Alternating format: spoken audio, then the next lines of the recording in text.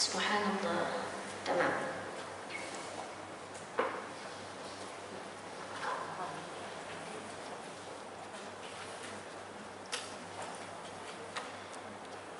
Baik, jom ibu kita start dengan Ummul Kitab Al-Fatihah. A'udzu billahi minasyaitonir rajim. Bismillahirrahmanirrahim. Alhamdulillahi rabbil alamin. Ar-Rahmanir Rahim. Maliki yaumiddin. Iyyaka na'budu wa iyyaka nasta'in. Ihdinas siratal mustaqim. صراط الذين أنعمت عليهم غير المغضوب عليهم ولا الضالين آمين. بسم الله الرحمن الرحيم. الحمد لله رب العالمين وبه نستعين والصلاة والسلام على سيد المرسلين وعلى آله وأصحابه أجمعين. سبحانك لا علم لنا إلا ما علمتنا إنك أنت العليم الحكيم. رب اشرح لي صدري ويسر لي أمري واحلل عقدة من لساني يفقهوا قولي. اللهم إنا نسألك علما نافعا. اللهم إنا نسألك علما نافعا ورزقا طيبا وعملا متقبلا. اللهم انفعنا بما علمتنا وعلمنا ما ينفعنا وزدنا علما. وصلى الله على سيدنا محمد وعلى آله وأصحابه أجمعين والحمد لله رب العالمين. السلام عليكم ورحمة الله وبركاته. Apa khabar semua ibu? Alhamdulillah sihat, alhamdulillah. Baik, hari ini insya-Allah kita akan habiskan bab 10, bukan habiskan bab kita dalam buku ni. Kita akan masuk bab 10, betul tak ibu? Alhamdulillah. Dan bab 10 ibu adalah bab terakhir dalam buku yang kita baca berapa tahun ni, Rahsia Wanita Syurga. Dan hari ini kita masuk bab yang ke-10. Alhamdulillah, bab kunci syurga itu milikmu. Start 31 bulan 3 tahun 2018. 2018. Kemudian kita stop saat pandemik 2 tahun, betul tak? Katakan setahun lah yang betul-betul 2020 tu tutup tu. So 2021 on off balik. Okay. Dan Alhamdulillah, mungkin hari ni kita akan habiskan atau mungkin Ogos dan September lah. Kemudian insya-Allah kita akan bergerak ke yang baru lah insya-Allah. Baik, ibu, bab 10 dalam buku kita kunci syurga itu milikmu. Saya tertarik dengan perkataan kunci dulu ibu.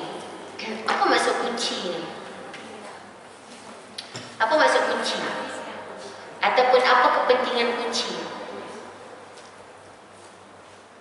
Kunci ni ibu dalam bahasa Arab kita sebut dia miftahun.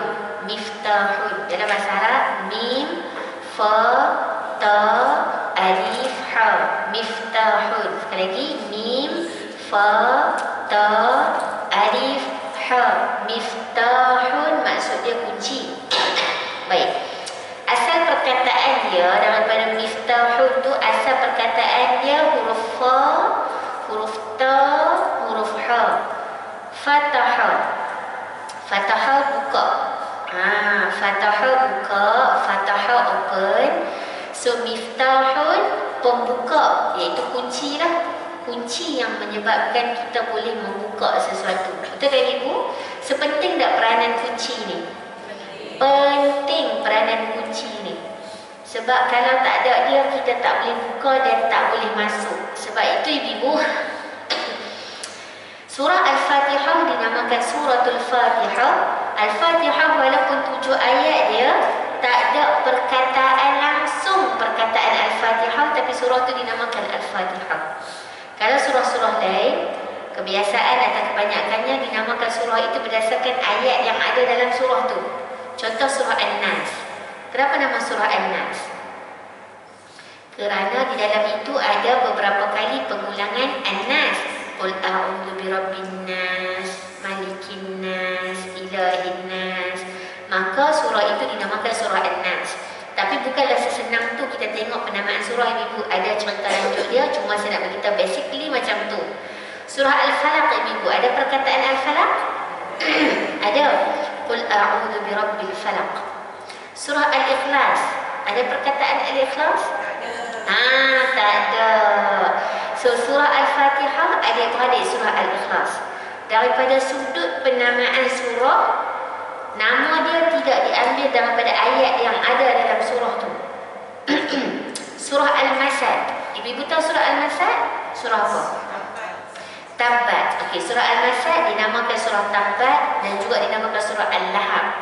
Surah Masad ni atau Tabbat ada abilah min watab. Kat mana perkataan Masad diambil? Ayat terakhir surah Tabbat.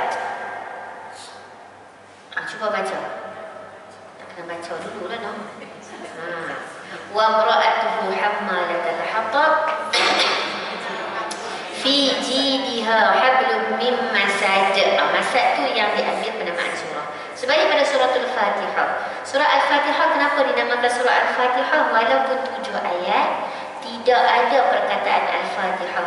Kerana surah itu sendiri bersifat pembuka. Dia sendiri Al-Fatihah itu sifatnya membuka. Apa yang dia buka? Yang pertama dia membuka Al-Quran.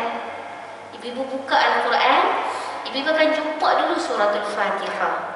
Maka itu antara hikmah dinamakan suratul Fatihah adalah Al-Fatihah kerana sifatnya membuka. Dia yang menjadi pembuka. Kita buka Al-Quran, kita jumpa dia dulu. Dan dia juga dinamakan Al-Fatihah kerana apa ibu? Kerana dia membuka ataupun dia bentuk sebagai kunci kepada memahami 113 surah yang lain. So nak pergi belajar surah-surah lain mesti mula Al-Fatihah dulu. Banyak kali pun tak apa belajar Al-Fatihah. Yang penting kena belajar banyak kali Al-Fatihah. Sebab apa? Sebab Al-Fatihah adalah pembuka ataupun kunci untuk memahami 113 surah yang lain. Lain ibu, apa yang dibuka oleh Al-Fatihah? Yang dibuka oleh Al-Fatihah adalah solat. Betul kan? Kenapa solat? Kenapa saya guna perkataan solat? Ataupun kenapa saya katakan membuka solat? Kenapa bukan doa iftitah? Sebab doa iftitah sunat. Membaca Al-Fatihah adalah wajib, bahkan menjadi syarat sah solat lah. Syarat diterima solat, syarat terpakai solat itu adalah bacaan Al-Fatihah. Doa iftitah adalah hukumnya sunat. Tapi ibu, sunat ni walaupun kita kenal sebagai apa? Ambil, buat, dapat pahala. Tak buat, tak berdosa. Tambah sikit lagi, tak buat rugi. Sebab kalau berhenti dekat situ, saya kata tak apa, bukan sunat aja. Kalau buat dapat pahala, tak buat kan tak berdosa. Habis dekat situ seronok lah. Habis sikit lagi. Tak buat memang tak berdosa, tapi kita rugi. Tak baca Al-Fatihah, tak baca doa iftitah boleh sah solat, tapi tak ada pahala sunat dalam solat, kan rugi tu kan. Dan Al-Fatihah ini adalah pembuka solat kerana bacaannya adalah wajib. So itu saya nak cerita tentang pembukaan kita atau mukadimah kita tentang perkataan kunci. Bab 10 ibu-ibu, kita diberitahu bahawa kunci syurga tu kita punya. Bukan keseluruhan, tapi ada kunci syurga yang kita pegang. Kita tu siapa? Kita yang tengah baca buku ni. Ibu jom kita tengok kunci syurga itu milikmu, muka surat 216. Satu hadis Nabi sallallahu alaihi wasallam. An Abdurrahman bin Auf radhiyallahu anhu. قال رسول الله صلى الله عليه وسلم إذا صلت المرأة خمسها وصامت شهرها وحفظت فرجها وأطاعت زوجها قيل لها ادخل الجنة من أي أبواب الجنة شئت. ما شاء الله. Masya Allah, ibu-ibu yang ni balik hafal. Balik hafal sebab apa? Supaya kita ingat. Ini tips. Ini terang-terang hadis yang cerita tentang tips kita nak masuk syurga. Apa dia?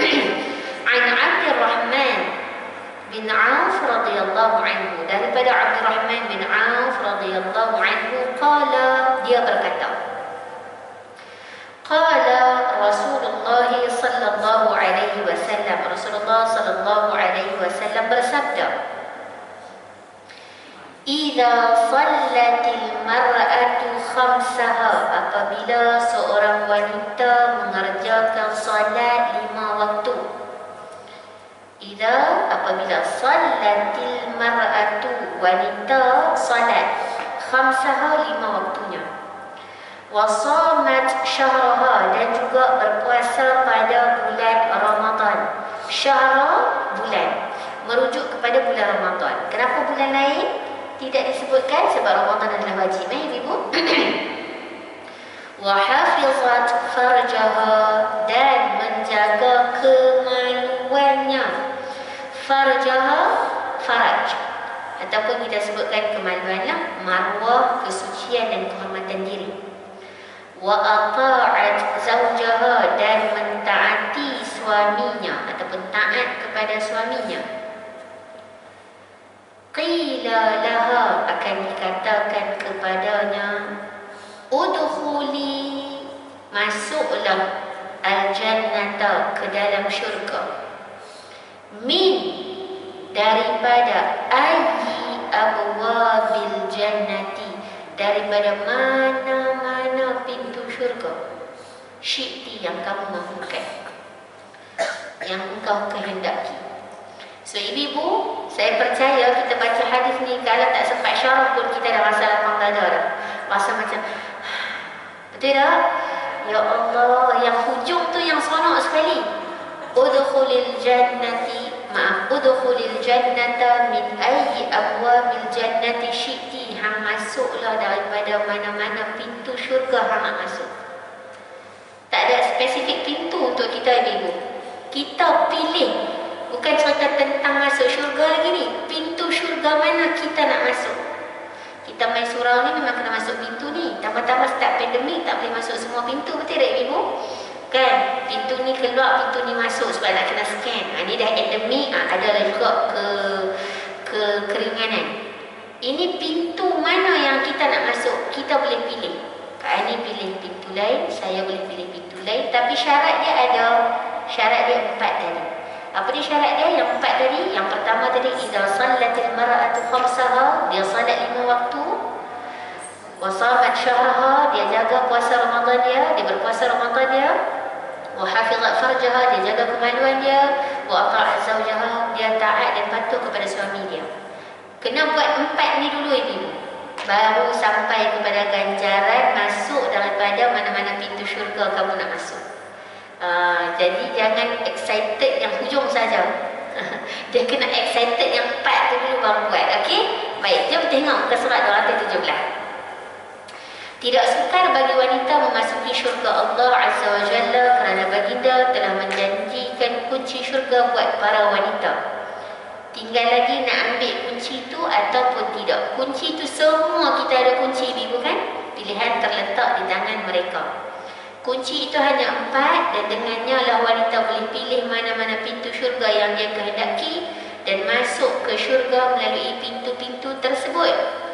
Nampak macam mudah, kelihatan mudah pada faktanya, tetapi sukar untuk dilaksanakan tanpa ilmu dan iman yang tinggi.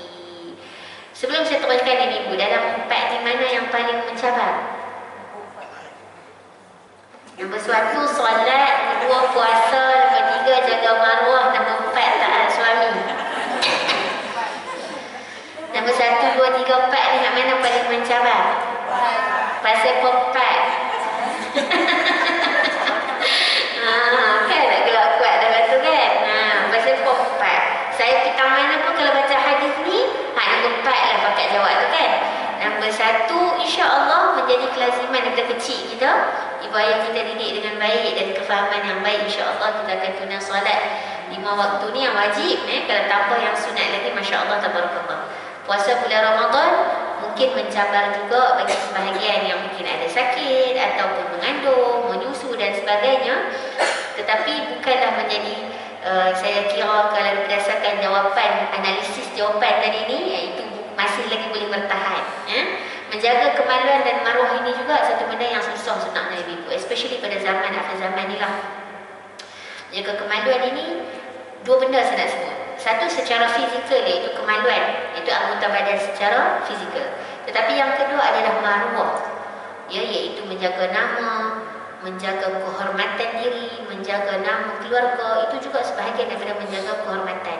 Dan yang ni saya nak pesan pada diri saya dan kita semua ibu-ibu kena tengok juga ya, anak cucu kita di rumah tu macam mana mereka dalam keadaan menjaga kemaluan atau maruah ni. Sebab tadi saya sebut secara fizikal, insya-Allah kemaluan atau anggota badan terjaga. Kan tidak terlibat dengan perkara-perkara tidak baik, tetapi daripada sudut penggunaan media sosial. Zaman ni kadang-kadang maaf saya sebut orang pakai tudung pun menari dekat TikTok. Ya, orang pakai tudung pun menari dekat TikTok nak jual barang. Ya, itu cara marketing sekarang, trending cara macam tu. Ya, ambil lagu Hindustan, nari-nari sikit, buat miming-miming, nak synchronize dengan lagu dan sebagainya. Itu juga di kalangan perbincangan maruah dan kehormatan. Saya pesan dengan saya dan kita semua ni supaya kita balik tengok anak-anak kita, cucu cicit kita kan buat lagu mana. Itu nombor 3. Dan nombor 4, taat kepada suami. Agak-agak kenapa yang nombor 4 ni paling mencabar ibu? Agak-agak kenapa? Banyak cabaran Yang tu je lah kita boleh ulas kan. Banyak cabaran dia, tapi tak apa, insya-Allah kita cuba belajar pelan-pelan. Baik, muka surat 217 yang bawah ibu. Imam Al-Nawawi menyatakan sebab mengapa hadis ini menyebutkan 4 ibadah tersebut sahaja tanpa menyebut rukun yang lain. Yang ni nak menjawab persoalan kita. Barangkali ada orang kata, kat dalam ni tak ada pula sebut pasal aurat.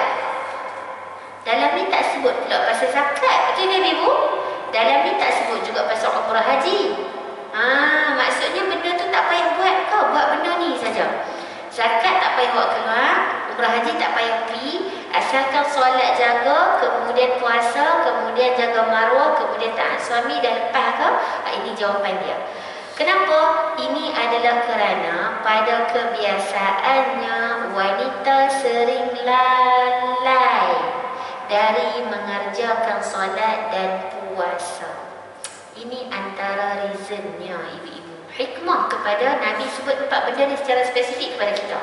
Sebab 4 benda ni antara 4 benda yang wanita sering melalaikan. Kalau nak ambil tanggungjawab zakat, kebanyakan wanita ataupun tidak menjadi kewajipan wanita sebenarnya untuk bekerja. Betul kan? Wanita tidak diwajibkan bekerja, tidak diwajibkan untuk mencari nafkah, tidak diwajibkan untuk menafkahi keluarga. Jadi mungkin sumber keuangan untuk seorang wanita itu tidak stabil. Cuba bayangkan, Masya Allah, kebaikan apa yang sampai kepada kita ibu-ibu, Allah Ta'ala dan juga Nabi SAW tidak menyebut zakat. Kalau tidak ibu-ibu, barangkali orang yang tidak bekerja duk fikir, ya Allah, ni Nabi letak zakat lah, yang aku tak kerja ni, tak ada bisnes. Ya, tapi sekarang suruh rumah kaya ibu. Tidak, duduk rumah pun boleh buat bisnes kan. Tapi nak bagi tahu hikmah Nabi sebut 4 benda ni tanpa menyebut yang lain. Bukan maksud yang 4 lain tu kita tak buat, 4 lain tu buat juga, tapi ini paling utama kerana ini antara perkara yang dilalaikan oleh wanita. Yang pertama solat, yang kedua puasa. Kenapa solat puasa? Saya ambil satu contoh je ini.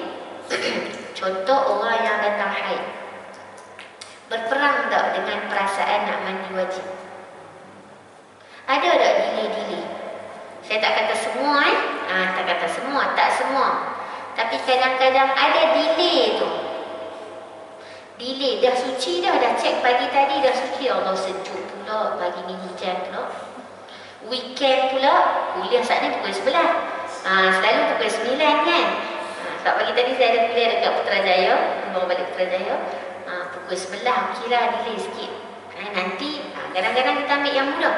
Nanti qada' je lah. Ibu-ibu, qada' tu tak sama dengan fardu. Qada' tak sama dengan fardu. Daripada sudut nilai pun tak sama, apatah lagi daripada sudut kejiwaan. Kalau kita mudah-mudah kata tak apa, qada' je. Kalau tak sempat, qada' je. Itu nampak kita ambil ringan, ambil mudah dengan satu-satu ibadah. So, balik pada solat tadi, sebagai contoh antara perkara yang mudah-mudahan ataupun bermudah-mudahan sebahagian para wanita melalaikan ada adalah daripada sudut menunaikan waktu solat ataupun solat fardu. Daripada sudut delaynya, termasuk wanita kadang-kadang dia pakai makeup. Betul tak? Dia kena cuci makeup dulu. Betul tak? Baru nak solat. Kemudian sekali lagi lepas solat nak pakai lagi sekali. Kemudian nak solat pula, kena pula terkentut, duk jaga dah wudu. Itu semua cabaran-cabaran kepada kita. Jadi itu antara hikmah Nabi menyebut solat secara khusus supaya kita orang perempuan ambil perhatian. Hang buatlah macam mana pun asalkan hang solat elok pada masanya, dengan tertibnya, dengan adabnya. Kalau hang larat, lepas pakai, lepas tu cuci, solat, lepas tu pakai pula, lepas tu cuci, solat, lepas tu pakai. Kalau larat buatlah. Kalau rasa sebab makeup kita beralasan, tinggalkan. Saya tak kata tak boleh pakai tau. Saya kata kalau makeup menyebabkan kita beralasan. Sebab apa? Sebab zaman muda-muda dulu ibu yang masa zaman saya dah masuk TV tu, pun duk lekat-lekat juga kat muka kan. Walaupun kita pakai bedak biasa saja. Tapi sebab kita orang tak bisa pakai, jadi kita tak yakin lah. Jadi payah juga nak kena cuci dulu, lepas tu solat, lepas tu tak payah lah. Malas terus kan. Tapi kalau ada orang yang rajin, silakan. Cuma pastikan apa yang kita tempel kat muka, kita cek ibu ada halal tak, apa ingredients dia, serap ke tak serap ke dan sebagainya. Itu antara perkara-perkara yang kita kena tengok. Baik, yang kedua ibu, puasa. Dekat mana puasa tu? Puasa pun antara perkara ataupun ibadah yang kadang-kadang dilalaikan oleh wanita. Saya ambil contoh mudah juga, contohnya haid. Okey, contohnya haid juga. Ibu saya tanya, Fras tak kalau pukul 7.30, azan 7.30, 7 suku cek period. Tu tak apa lagi lah sebab boleh buka. Tapi tiba-tiba pukul berapa? 5.45 masuk subuh, 5.30 kita cek, kering dah bersih. Dah ada tanggungjawab mandi wajib tu. Dah ada tanggungjawab mandi wajib. Walaupun sebenarnya mandi wajib boleh delay. Untuk Ramadan kita boleh delay. Maksudnya kita niat dulu kan. Kita niat nak puasa, kemudian mandi wajib lambat sikit, boleh. Makan sok dulu ke apa semua, mandi wajib lewat sikit. Tapi dah ada kewajipan solat fardu subuh pagi tu, dah ada kewajipan sebab dia dah cek 5.30 dia kering dah. Tetapi tak semua boleh berperang dengan hawa nafsu. Alah, tak apalah, tengah hari lah. Kan ibu-ibu kan? Perkara-perkara ini perlu kita dalami, teliti, perhatikan. Kita kena jadi orang yang particular. Especially dalam bab period ibu, bab period dan juga bab darah lah. Yang ni saya tak ada detail sebab bukan bidang saya. Jadi ibu-ibu pesan juga dekat anak menantu kita. Even though kita pun ibu-ibu yang di hadapan saya pun kena juga mengaji bab darah. Jangan kata, tak apa Ustazah, saya dah menopause. Ya, saya dah tak ada dah. Pernah ada sejarah. Bukan pernah, memang ada banyak. Sejarah yang dah menopause, tiba-tiba main pula darah. Main darah tu lepas tu nak hukum macam mana? Haid ke istihadah?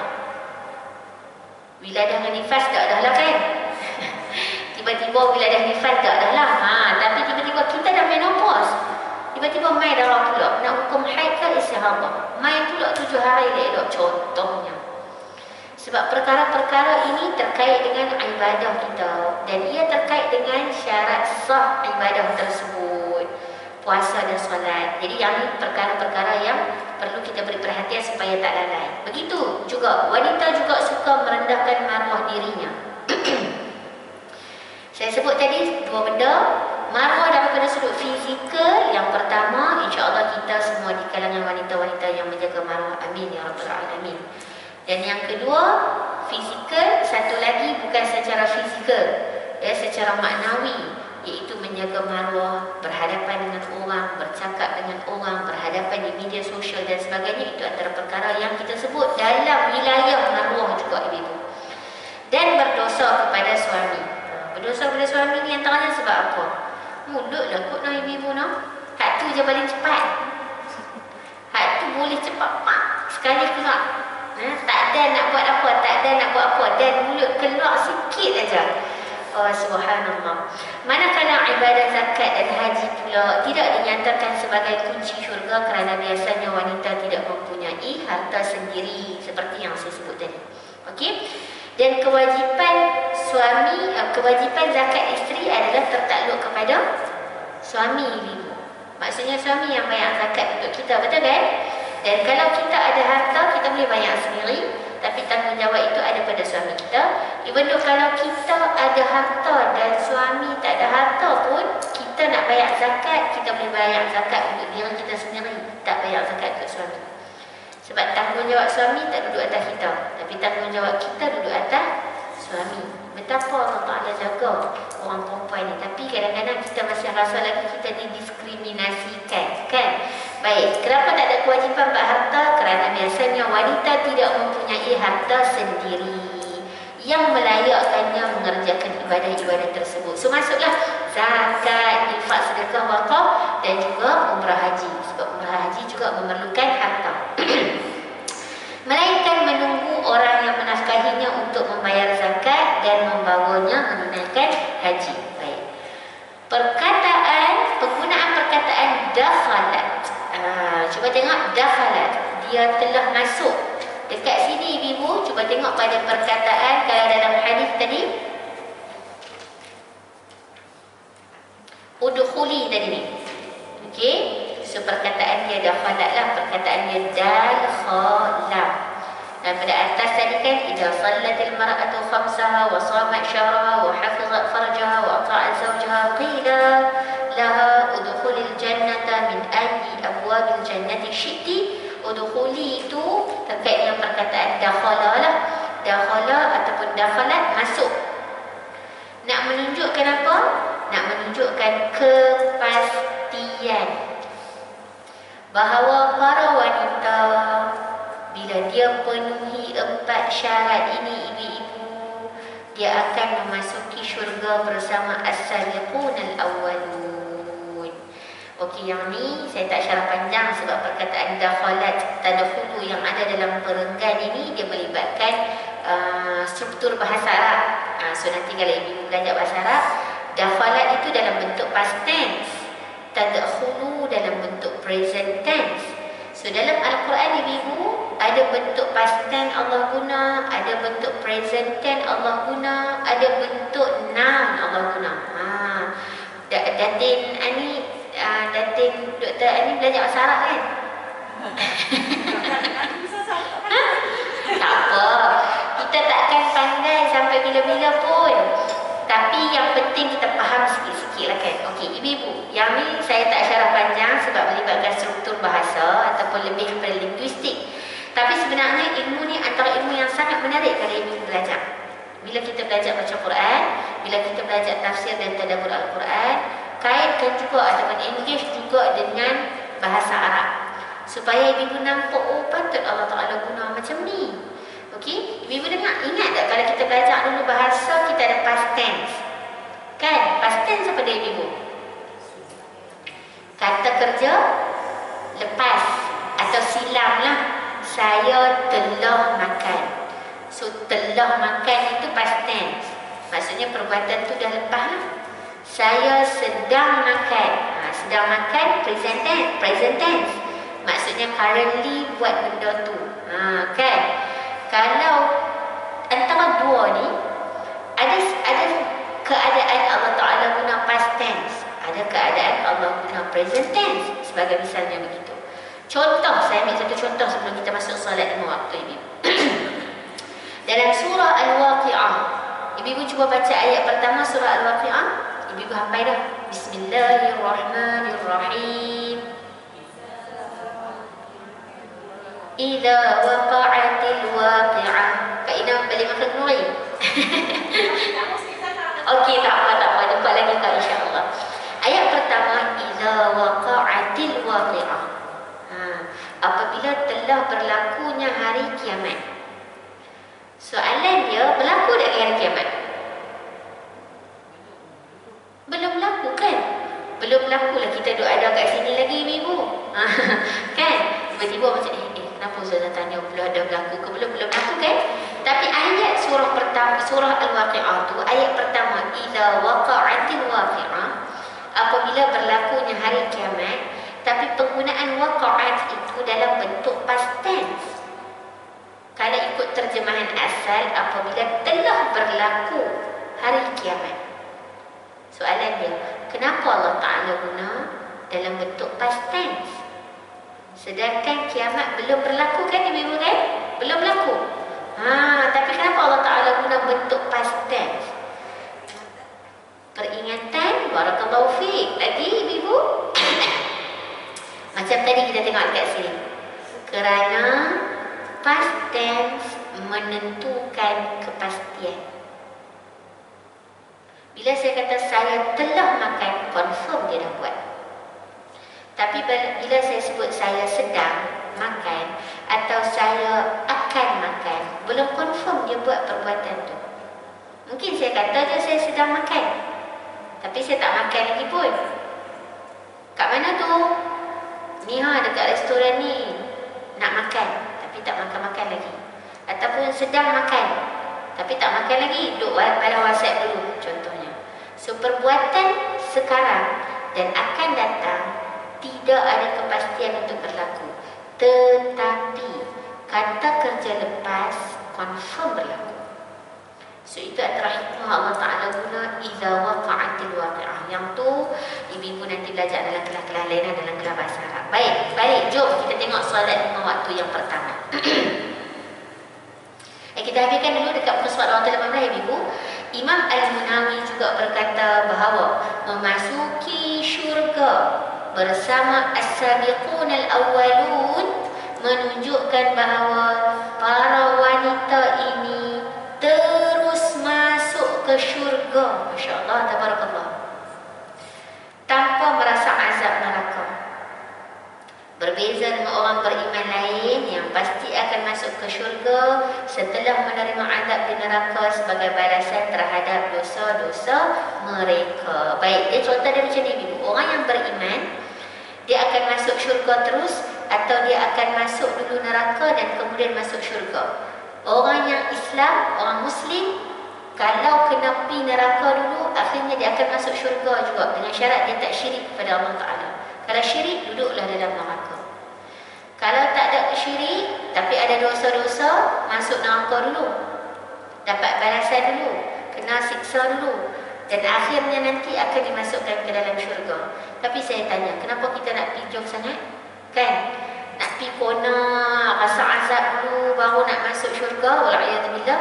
Jadi kenapa tidak kita ambil satu offer yang boleh terus masuk menikmati syurga dengan cara 4 perkara ni. Saya percaya, macam kita kata tadi lah, anak 4 tu mencabar Ustazah. Sekejap kita tengok apa tips yang diberikan. Baik, tengok ibu-ibu solat 5 waktu. Yang ni saya akan baca satu-satu. Lebih detail ibu-ibu sebab yang ni topik terakhir. Dan yang ni topik bagi saya antara topik yang sangat penting untuk kita perhati. Solat 5 waktu, solat yang layak berfungsi sebagai kunci induk adalah solat yang sempurna dan mampu mencegah seseorang daripada melakukan kemungkaran. Yang ini ibu tolong highlight. Maksudnya solat macam mana yang kita nak jadikan solat itu jadi kunci kat kita. Solat itu jadi kunci dekat kita untuk masuk syurga ibu-ibu. Kunci pertama, bila solat tu yang pertama sempurna, yang kedua dia boleh membuatkan kita menjaga diri atau mencegah daripada melakukan kemungkaran. Kalau solat tu sempurna dan solat tu boleh pelihara, kesan solat tu boleh pelihara kita daripada melakukan kemungkaran, kemaksiatan, kejahatan, keburukan, itu berarti solat itu berkesan. Sebab kata Allah Ta'ala dalam surah Al-Ankabut, Inna salata tanha 'anil fahsya'i wal munkar. Sesungguhnya salat itu tanha, mencegah daripada melakukan fahsya, perbuatan keji dan munkar. Betul tak? Ada soalan tak? Saya dah jaga solat saya. Solat tiap-tiap hari, tiap-tiap bulan dah. Tiap-tiap hari solat fardu buat, solat sunat buat. Tapi ada lagi kemaksiatan yang kita tak boleh nak tinggalkan. Kenapa? Sedangkan Allah Ta'ala yang sebut solat mencegah daripada perbuatan keji dan mungkar. Tapi masih lagi saya solat dan buat perbuatan keji. Kenapa ibu? Tak sempurna dan tak berkesan. Contoh, saya sebenarnya duk batuk ibu, tapi saya sihat. Maksud saya sihat adalah saya tak COVID dan sebagainya. Cuma batuk ni mak saya kata sebab cakap banyak lah kot. Kan? Mak saya kata cakap banyak sangat tak berhenti. Saya lebih kurang 3 minggu. 3 minggu dah nak masuk 4 minggu. Tapi duk tengok dalam kalau seminggu 2 lagi masih berlarutan, memang nak kena pergi x-ray jugalah kan. Tapi saya pernah berlaku macam ni 2018 ke 2017, sebulan saya batuk. Batuk tu dia bukan the whole time batuk, tapi sekali-sekali dia nak jadi batuk, tersangkut-sangkut suara kan. Saya dah pergi 3 klinik ibu-ibu. Semua ubat dah makan. Maksudnya ubat apa yang doktor bagi makan. Antibiotik bagi makan. Apa yang tak ada, orang kata minum madu. Olive oil, campur lemon, makan yang tu. Apa, tadi kalau ibu-ibu ada yang keluar bagi tips kat saya pun, saya balik buat juga. Ada tak? Sama dah saya. Kan? Tapi mungkin sebab musim juga kot ibu, sebab kalau tengok macam ramai juga batuk kan. Sebulan hingga 3 bulan. Macam mana? Hajar? Sebulan hingga 3 bulan kita boleh batuk tu tak hilang. Sebab tu start daripada COVID. Sebab saya pun sama dah. Post COVID. Okey, mungkinlah juga ibu bukan tapi itulah, tapi sebab saya nak kata post COVID pun, sebab dulu 2018 atau 2017 saya pernah macam ni. Maksudnya sebulan batuk. Batuk tu bila kalau batuk teruk tu sakit, nak lena pun susah kan. Tapi nak katanya apa yang tak? Ubat klinik ke, ubat tu ke, semua orang kata bagi apa, semua telan. Tapi apa maksud dia? Tak berkesan. Betul tak? Walaupun orang cakap ni, kalau makan ni insya-Allah. InsyaAllah tu memang kita tahu dengan izin Allah Ta'ala. Tapi nak bagi tahu, kita ambil apa pun, tapi Allah tak izin, dia tak sembuh. Betul kan? So saya nak buat analogi yang lain ibu dengan solat tadi. Kita kata kita solat, tapi solat tu tak mencegah pun. Dalam arti kata lain, solat itu tidak memberi kesan. Sama macam tadi, ubat itu tidak memberi kesan kepada kesihatan saya. Melainkan ubat itu beri kesan dengan izin Allah Ta'ala. Dalam situasi tadi, solat akan beri kesan dalam diri kita bila solat itu sempurna. Solat itu sempurna pula ibu, bukan hanya berkaitan dengan saya solat jaga kiblat elok, saya ambil wudu, saya pakai kain sembahyang mahal. Zaman sekarang kain sembahyang macam-macam kan ibu kan. Solatlah supaya solat khusyuk, pakai kain tekung sedap, sejuk, lembut dan sebagainya. Itu antara usaha kita, betul? Tapi macam mana solat yang kita nak buat sampai solat tu jaga kita daripada buat benda-benda yang tak sepatutnya kita buat. Dan bila contoh tentang benda-benda yang tak sepatutnya kita buat ibu, jangan fikir maksiat tu benda besar je. Saya tak minum arak saja, saya tak berzina, alhamdulillah, masya-Allah tabarakallah. Saya tak mencuri, saya tak rokok, saya tak rompak dan sebagainya. Itu definition kita, maksiat itu benda-benda besar itu. Maksiat adalah sesuatu perkara yang ingkar kepada Allah Ta'ala. Itu maksiat. Cuba duduk nanti kan, kita semualah, bukan ibu je, saya pun kena tengok balik. Ada tak benda dalam harian kita tu, ada benda yang kita masih buat, benda-benda yang Allah Ta'ala tak bagi buat. Benda yang Allah suruh buat, kita belum buat atau tak buat dengan sempurna. Dan juga benda-benda yang Allah Ta'ala suruh tinggalkan, tapi kita masih belum tinggalkan. Dan bila kita tengok masih belum tinggalkan, macam saya sebut tak sah. Jangan cerita, jangan nak tengok, jangan define. Bila cerita tentang maksiat tu benda besar sahaja. Maksiat adalah apa sahaja perbuatan yang ingkar kepada Allah Ta'ala. Apa yang Allah Ta'ala suruh kita tinggalkan. Contoh lain, tadi dah kita sebut dah benda besar. Arak semua alhamdulillah kita tak minum. Yang lain-lain ni ibu, contoh menyakiti jiran. Itu Nabi suruh buat ke Nabi suruh tinggalkan? Nabi suruh tinggalkan. Kita buat tak? Ataupun kita tinggalkan tak? Saya ambil contoh jiran sebab kita hidup berjiran. Betul tak ibu? So sebenarnya banyak lagi benda dalam kehidupan kita yang kita nak kena revise. Maksudnya kalau kita masih lagi ada buat benda-benda yang besar, benda-benda yang keji dan mungkar, kita kena cek dulu root cause dia, iaitu antaranya solat. Solat ni ibu-ibu antara rukun terpenting di dalam rukun Islam. Bukan saya kata yang lain tak penting, antara rukun terpenting di dalam rukun Islam. Sebab Allah Ta'ala declare solat akan cegah seseorang daripada perbuatan keji dan mungkar. Kalau solatnya sempurna, insya-Allah kesan solat itu akan buat kita pelihara diri daripada melakukan sesuatu kemaksiatan. Baik, jom tengok sambung. Perlu disedari bahawa dalam kehidupan ini kadang-kadang seseorang itu tidak berniat untuk lalai dalam solat. Namun dia telah terjerumus dalam kelalaian mengerjakan solat tanpa sedar. Khusus, ni ada contoh. Bagi wanita ada beberapa keadaan yang sering membuatkan wanita lalai. Satu, ni contoh-contoh lah ni ibu analisisnya. Kerana keasyikan membeli belah. Shopping, sibuk shopping atau melakukan tugasan harian sehingga tidak menyadari waktu solat yang telah berlalu. Baik, ini tengah analisis apa ibu? Kenapa Nabi sebut 4 syarat ini ataupun 4 kunci ini?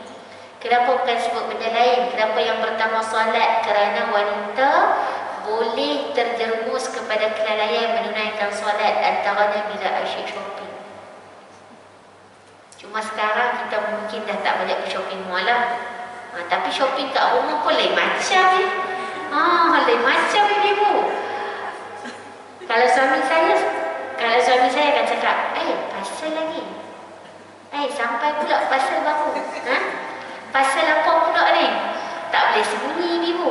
Tak boleh menyalahkan siapa-siapa sebab duduk dua orang dia tak membeli, saya lah yang beli. Kalau ibu mungkin boleh transfer kan, anak sulung kan berdua kau boleh lawan backup. Saya tak ada backup. So saya kata pasal pula tu. Ataupun suami ni lama sikit tak boleh, suami cakap baguslah pasal tak sampai. Bahaya betul shopping online ni ibu kan. Kalau dulu kena start kereta, kena cari parking, kena bayar parking. Okey, lah ni bahaya juga. Memanglah mudah kan. Tapi sekejap pasal sampai. Tambah pandemik itu ibu kan. Saya dengan jiran sebelah, kak Ana kat jiran sebelah saya tu duduk lawan jeding. Pasal sampai pula kau? Ustazah sampai pula pasal. Dah tengok pasal hang aku. Okey, baik. So keasyikan membeli belah ataupun melakukan tugasan harian. Yang ni pun hati-hati ibu. Kita percaya kita ada tanggungjawab yang banyak dekat rumah kan, sebagai anak, sebagai isteri, sebagai ibu dan sebagainya. Tapi pastikan tanggungjawab kita sebagai hamba itu perlu didahulukan, macam mana sekalipun. Okey, yang kedua, melambatkan mandi hadas. Yang ni saya dah sebut tadi. Antara sebab kepada kelalaian seorang wanita menunaikan solat atau menjaga solat dia adalah kerana dia melambat-lambatkan, menangguh-nangguhkan mandi hadas besar setelah haid. Ya dah kering dah hari Selasa, Khamis belum lagi. Mungkin berlaku sebahagian wanita dia perlu cek dulu, sebab kadang-kadang untuk orang yang irregular period dia tak confirm dah kering ke belum. Tambah-tambah kalau ada orang yang mungkin period dia 7 hari, kadang 9, kadang 5, ataupun yang berlaku sekejap kering kemudian datang balik. Ada situasi-situasi wanita yang begitu. Dengan syarat dia pasti bukan nak bermudah-mudahan. Malah lah nak mandi lagi. Jangan macam tu. Tapi kalau untuk semak, sebagai contoh dia nak semak dulu, itu ada juga kaedah menurut mereka. Yang macam mana nak pastikan ambil kapas jolok sikit dekat faraj. Kalau dengan kapas yang jolok itu tak ada lendiran ataupun warna darah, maka dah bersih ataupun suci. Dan itu kita belajar dalam fiqh lagi pun. Wanita yang mempunyai anak kecil sering meninggalkan solat kerana merasa sukar apabila anak sering menangis setiap kali ibunya hendak menunaikan solat. Ada ibu berhadapan dengan cabaran ni? Ataupun pernah berhadapan dengan cabaran ni? Tapi betul ibu elok angkat takbir je. Kalau dia solat sama kita tak tak apalah juga kan, tapi menangis dan sebagainya membuatkan ibu-ibu rungsing. Membuatkan ibu-ibu rusing. Lepas tu tak khusyuk dalam, tak teringat dah rakaat ke berapa. Betul tak ibu? Masya Allah, tabarakallah. Tapi ibu kekal berazam tekad buat juga, insya-Allah. Semoga Allah Taala mengganda-gandakan pahala ibu. Yang keempat, ketika mengerjakan solat, wanita sering leka mengingati masalah hidupnya, mengingati tugasan yang belum selesai. Ada tak ibu? Mencari barang yang hilang dan sebagainya sehingga tak mampu khusyuk. Waktu semayang tu lah baru teringat baju duduk dalam mesin, no? Tak sedar lagi hajam, no? Waktu semayang tu baru teringat, loh silap lah tak defrost dulu ikan tadi ni. Kalau sempat tidak ada defrost dulu dan sebagainya, sebab banyak sangat benda. Sebab tu ibu yang ni saya rasa saya pernah syarah dekat sini, tapi saya tak ingat, jadi saya syarah sekali lagi sikit. Di dalam surah Al-Ma'un. Surah Al-Ma'un surah apa ibu? Surah Al-Ma'un. Saya minta izin ayat Ustaz. Al-Ma'un. Al-Ma'un, surah itu dinamakan bersempena perkataan terakhir dalam surah Al-Ma'un. Saya buka dulu. Saya bagi akhir dulu. Dia adalah ara'aital ladzi yukadzibu biddin. Okey. Ada cerita tentang solat dalam surah tu ibu. Boleh buka dulu?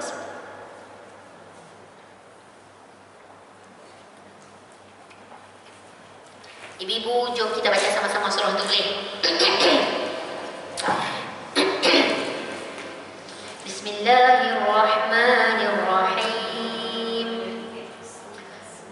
Ara'aital ladzi yukadzibu biddin, fadzalikal ladzi yad'ul yatim wa la yahuddu 'ala ta'amil miskin, fawailul lil musallin alladzi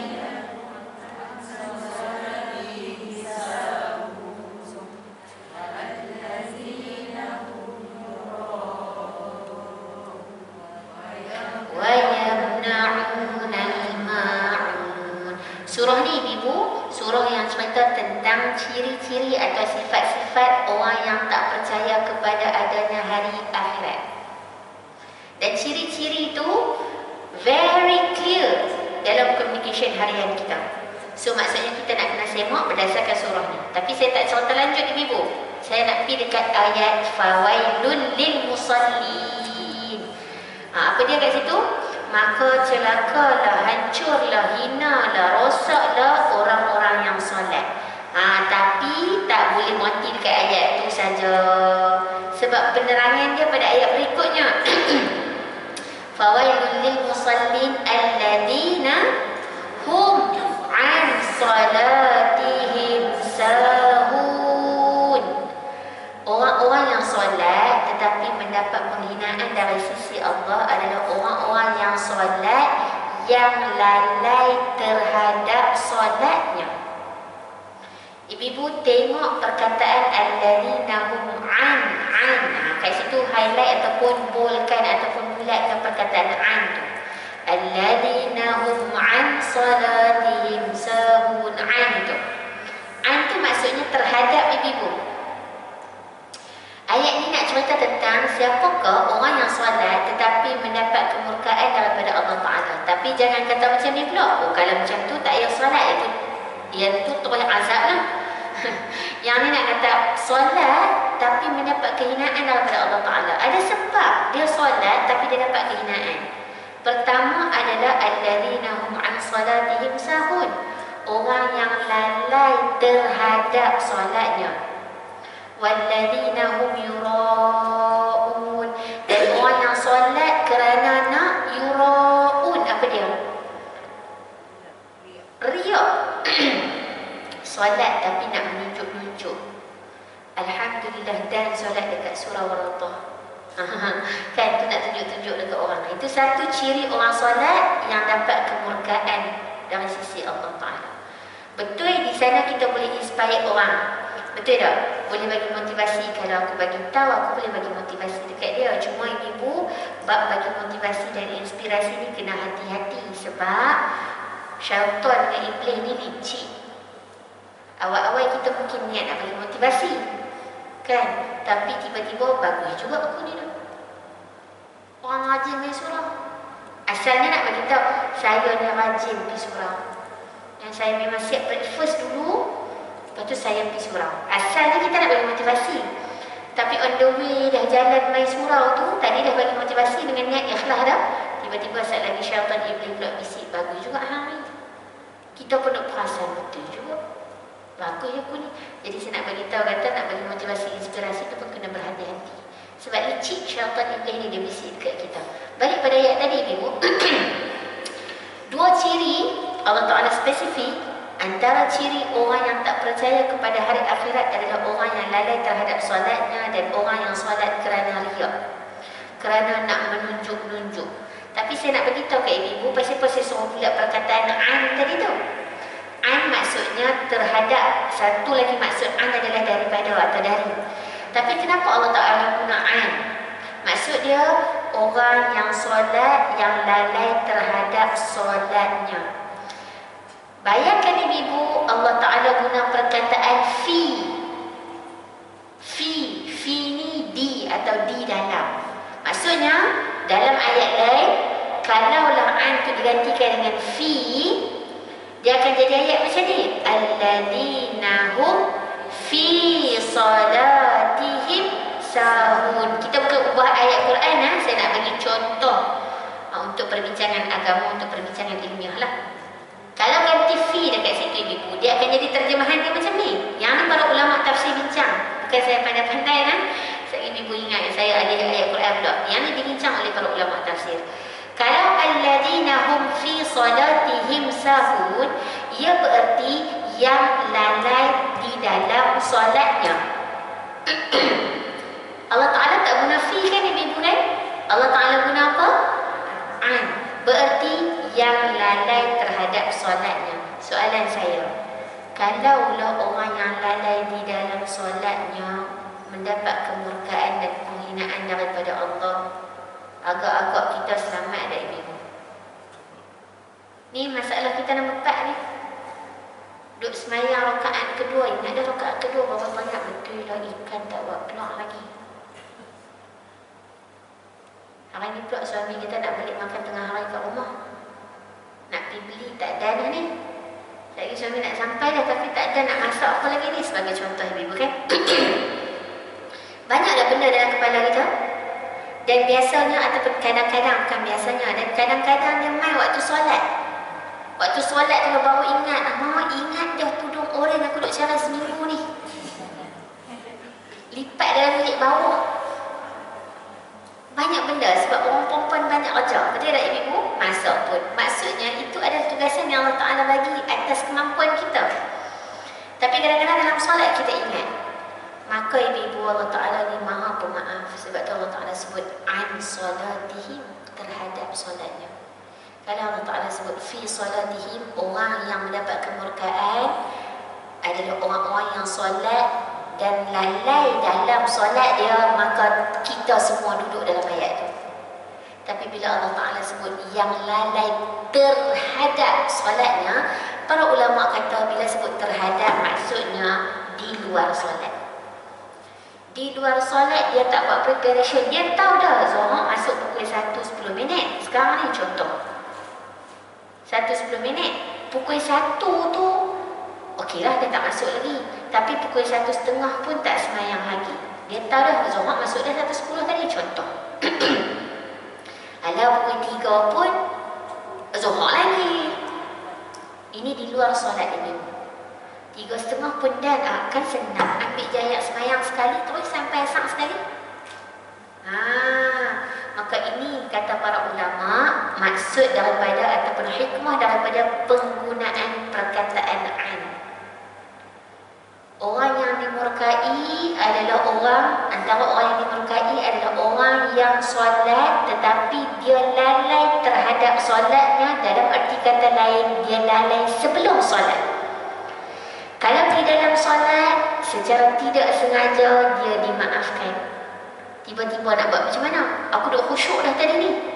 Tiba-tiba teringat pasal ikan. Kan? Tak sengaja, maka para ulama kata dimaafkan. Tapi kalau di luar solat, dia sendiri tak buat preparation, dia sendiri tak buat persediaan, dia sendiri sengaja melengah-lengahkan, dia sendiri sengaja melewat-lewatkan, dia sendiri yang tidak solat, maka itu termasuk di kalangan ayat alladzina hum an salatihim sahun. So ibu jangan rasa sedih bila kadang-kadang kita tak khusyuk dalam solat. Sedih tu kena sedih lah. Ya, sedih tu kena sedih. Tapi maksudnya kenapa lah aku ni? Yang penting kita cuba ubah dan tambah baik dalam solat kita. Okey? Ini ayat yang bawah ni ada lagi. Okey? Saya saja semua ibu buka Quran. Boleh selak-selak kan? Melihat kepada punca tersebut, para wanita seharusnya berwaspada daripada terjatuh ke lembah dosa lantaran kelalaian dalam mengerjakan solat dengan sengaja atau tanpa sengaja. Kerana terjatuh dalam kelalaian ini bererti menempah kecelakaan dalam hidup. Ya, kita sedih ibu, kita kadang-kadang tak dapat khusyuk dalam solat, tapi sedih itu mesti sedih yang berasaskan tindakan. Maksudnya dah sedih, so apa tindakan kita? Okey, so buatlah tindakan yang membantu kekhusyukan kita. Antara lain para ulama kata yang salah satu membantu khusyuk kita dalam solat ibu adalah menjaga makanan. Kita duk ingat jaga makanan ni untuk kesihatan je ibu kan? Untuk diet saja. Sekarang ni pula ada puasa berapa jam tu? IF agak IF kan? Ada nak jaga makan, puasa tu adalah untuk diet atau kesihatan. Ibu-ibu, para ulama letakkan jaga makan merupakan salah satu cara untuk jaga khusyuk dalam solat. Maksud jaga makan dua benda. Satu, makan apa? Mestilah halal dan berkat. Yang kedua, sumber daripada makanan itu apa? Maksudnya bukan kita kata saya makan nasi halal dan berkat. Okey, betul dah makan nasi. Tapi daripada mana sumber nasi tersebut? Sumber mestilah beras. Betul tak kak? Bukan tengok dekat beras saja, tetapi bagaimana sumber beras itu datang ke rumah kita. Jalan yang berkat ke tidak? Jalan yang halal ke tidak? Beli dengan duit yang berkat ke tidak? Sebagai contoh. Maka para ulama kata makanan antara salah satu faktor yang menyebabkan kita dapat mencapai khusyuk dalam solat. Jadi ibu saya nak pesan pada diri saya dan kita semua, perhatikan apa yang masuk dalam mulut kita, perhatikan sumber apa yang masuk dalam mulut kita juga, insya-Allah. Baik, Imam Suyuti, saya ambilkan dekat sini ibu. Imam Suyuti berkata bahawa dalam solat itu terdapat 3 perkara penting dengannya. Yang ni highlighted ibu. Maka terhindarlah manusia dari keburukan dan kejahatan. Maksudnya dalam solat ada 3 benda ni. Yang mana benda ni lah yang akan membuatkan kita akan menjaga diri, mencegah diri daripada kejahatan. Pertama, ikhlas yang akan mengajak manusia berbuat kebaikan. Apa maksud ikhlas ni? Ikhlas ni senang cerita dari ibu, kita buat kerana Allah Subhanahu wa taala. Bila kita solat kerana Allah Subhanahu wa taala sepenuhnya, bukan solat untuk tunjuk pada orang, bukan solat kerana rutin, bukan solat kerana suami kita ajak berjemaah dan sebagainya. Solat sepenuhnya kerana Allah taala. Buat dan tak fokus pada solat je lebih ibu. Apapun perbuatan kita buat kerana Allah taala. Jaga niat kerana Allah Ta'ala. InsyaAllah ikhlas tu akan memberi kesan kepada kita agar kita menjadi manusia yang suka buat kebaikan. Sebab apa ibu? Apa kaitannya? Kalau saya buat satu kebaikan, untuk ibu-ibu surau Ar-Rawdah buat pengiktirafan pada saya, bila ibu-ibu tak buat pengiktirafan pada saya nak buat lagi tak? Saya buat satu kebaikan, saya nak dapat ibu-ibu punya pujian. Tiba-tiba ibu-ibu pun dah tak dapat puji dah. Kan, ibu-ibu dah tak puji saya. Saya ada lagi rasa kuat nak buat perbuatan tadi. Tak buat dah ibu-ibu. Tapi bila kita buat kerana Allah Ta'ala, Kita buat nak dapat keampunan Allah Ta'ala. Kita buat nak dapat pahala Allah Ta'ala. Orang puji ke, orang keji ke, orang tengok ke, orang tak tengok ke, aku tahu Allah tengok aku buat. Maka ikhlas itulah yang Ibu tunjang kepada setiap perbuatan kita. Saya banyak dari saya dan kita semua kita nak bentuk ikhlas dalam diri kita dan Ibu supaya kita tak mudah putus asa, insya-Allah. Yang kedua, takut kepada Allah yang akan mencegahnya daripada melakukan kemaksiatan. Ibu-ibu, berbeza sifat takut kita kepada Allah Ta'ala dengan sifat takut kita kepada perkara lain. Takut kita kepada benda lain membuatkan kita menjauhi, betul tak? Kita takut kepada satu-satu binatang yang berbisa, kita akan menjauhi. Kita akan mengelak. Kita takut kepada seseorang, misalnya kita takut hormatlah misalnya, ataupun kita takut kalau anak-anak takut jumpa cikgu dia kan, dia tak mahu bertemu dengan cikgu dia, betul tak Ibu? Tapi takut dengan Allah Subhanahu Wa Taala adalah takut yang merapatkan dan takut yang mendekatkan. Beza ni. Takut manusia atau takut makhluk adalah takut yang menjauhkan. Akan membuatkan kita rasa takut dan kita menjauhi. Bila kita takut dengan binatang berbisa, kita lagi jauh, betul tak Ibu? Tapi takut kepada Allah Ta'ala adalah takut yang menimbulkan rasa lebih dekat dan rasa lebih rapat. Takut inilah yang akan membuatkan kita terpelihara daripada nak buat kemaksiatan. Sebab apa? Sebab kita aware. Allah tengok aku. Contoh Ibu kan, saya, contoh kita suka akan seseorang. Kita suka seseorang ni sebenarnya contoh yang dekat anak-anak kena bagi. Tapi tak apa lah, bagi je lah Ibu. Kita suka dengan seseorang, kita lagi dekat dengan dia kan kita lagi jauh dengan dia? Kita lagi dekat dengan dia, betul Ibu? Dan bila kita lagi dekat dengan dia, kita tak akan buat sesuatu yang dia tak suka, yang dia sakiti. Dan samalah macam anak-anak kita kan. Anak-anak kita, okey, dia suka dengan kita, dia sayang dengan kita. Secara hakikatnya dia tak akan buat sesuatu yang melukakan hati kita. So samalah juga kita sayang dan takut kepada Allah Ta'ala. Kita mendekat kepada Allah Ta'ala. Dan kita tidak buat sesuatu perkara yang membuatkan dia murka kepada kita. Dan takut ini mahal Ibu. Perasaan takut ini kita nak kena wujudkan setiap masa. Supaya nak buat je, insya-Allah Ta'ala tak suka aku buat macam ni. Nak mula cakap sikit pasal orang, Allah Ta'ala tak suka aku buat macam ni. Nak mula menyakiti jiran, Allah Ta'ala tak suka aku buat macam ni. Nak buat sesuatu perkara mungkar walaupun duduk seorang-seorang dalam gelap, orang tak nampak, Allah Ta'ala nampak aku buat ni. Allah Ta'ala tak suka, tak reda apa aku buat. Mahal perasaan takut. Dan terakhir Ibu, zikrullah. Mengingati Allah yang akan membuatkan dia sentiasa ingin berbuat baik dan menjauhi kejahatan. Ibu, kata Nabi SAW, antara perkataan yang disukai oleh Nabi, saya bilang 3 minit insya-Allah. Antara perkataan yang disukai oleh Nabi SAW, antara perkataan yang disukai oleh Allah Subhanahu Wa Taala adalah yang pertama tasbih, yang kedua tahmid, yang ketiga tahlil, yang keempat takbir. Ini hadis Nabi.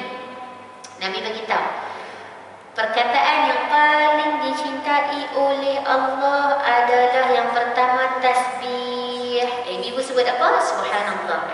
Yang kedua tahmid, alhamdulillah. Yang ketiga tahlil, la ilaha illallah. Yang keempat takbir, Allahu akbar. Dalam riwayat yang lain tambah lagi satu, la haula wala quwwata illa billah. So ibu buat, kita buat 5 benda ni. Foundation dia. Tambah lagi, ya. Yang ni kita sebut secara hadis yang tadi saya sebut. Tambah lagi istighfar. Kan, dan zikir pula macam-macam zikir. Dan kalau boleh ibu kita ambil dulu apa yang warid dalam hadis Nabi SAW. Okey, sebagai contoh subhanallah, alhamdulillah, la ilaha illallah, Allahu akbar, la haula wala quwwata illa billah.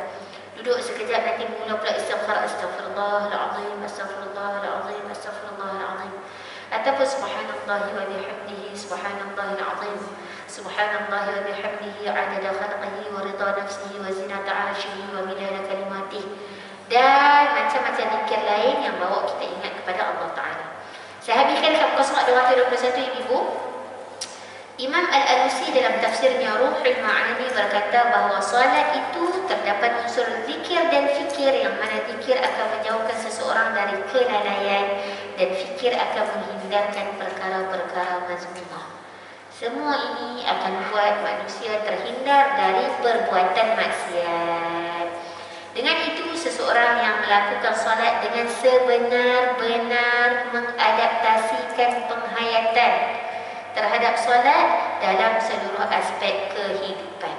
Seseorang yang melakukan solat dengan sebenar-benarnya, ya, kalau dia buat solat dengan sebetul-betulnya, sebenar-benarnya, cukup rukun, cukup syarat sah solat, cukup pemahaman, cukup penghayatan, okey, akan beri kesan. Dan solat seumpama inilah yang membawa wanita beriman ke pintu syurga.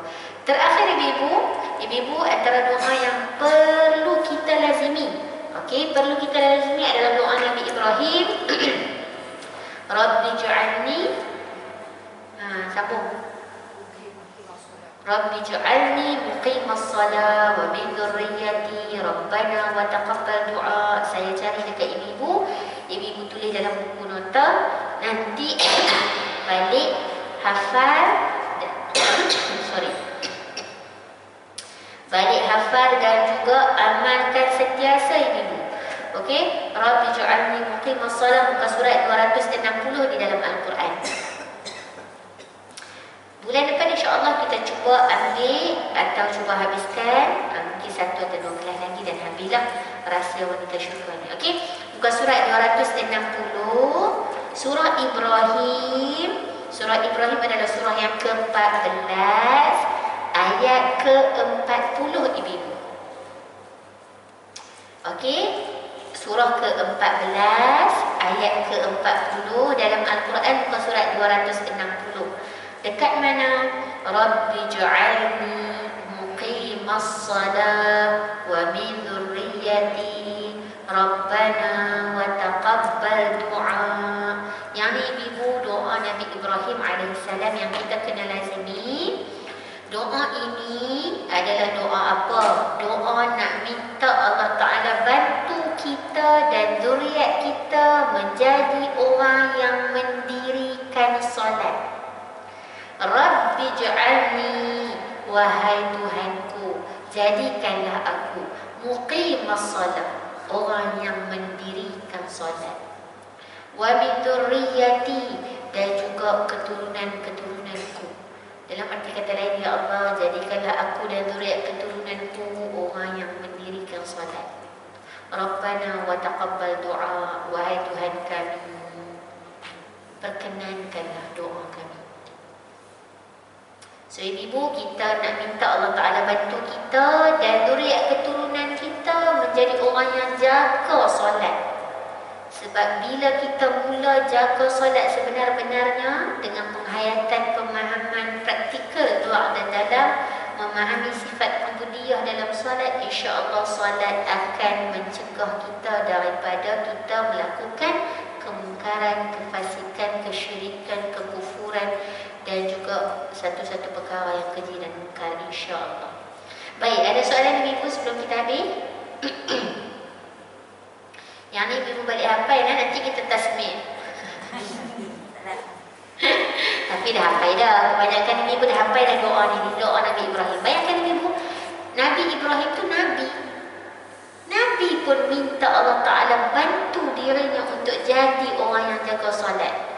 Jadi kalau kita yang bukan Nabi, beratus kali ganda nak kena baca doa ni. Jangan ibu kan? Baik, saya kira itu sahaja untuk hari ini. Jazakumullahu khaira wa jazakumullahu khaira. InsyaAllah ada rezeki kita jumpa lagi pada bulan-bulan yang akan datang. Aqulu qawli hadha wa astaghfirullah li wa lakum. Wassalamualaikum warahmatullahi wabarakatuh. Kafaratul majlis dan suratul asri. Subhanakallahumma wa bihamdika asyhadu an la ilaha illa anta astaghfiruka wa atubu ilaik. Bismillahirrahmanirrahim. Wal 'asr innal insana lafi khusr illa alladhina amanu wa 'amilus salihat wa tawassaw bil haqq wa tawassaw bis sabr. Assalamualaikum warahmatullahi wabarakatuh.